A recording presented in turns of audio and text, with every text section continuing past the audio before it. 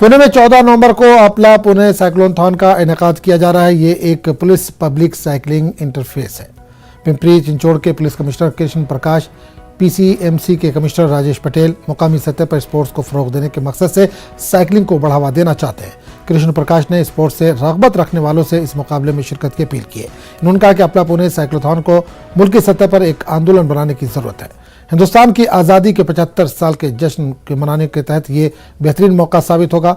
Cyclothon event 2 category में मुनक्किद किया जाएगा। पहली कैटेगरी में रोड बाइक होगी, जबकि दूसरी कैटेगरी में हर तरह की साइकिल की शमूलियत की इजाज़त होगी। तमाम जुमरे के पहले फातिन को 5 लाख रुपए नकद इनाम और गारमेंट वॉच से नवाजा जाएगा। रेस में शामिल होने के लिए रजिस्ट्रेशन को लाजमी करार दिया गया है।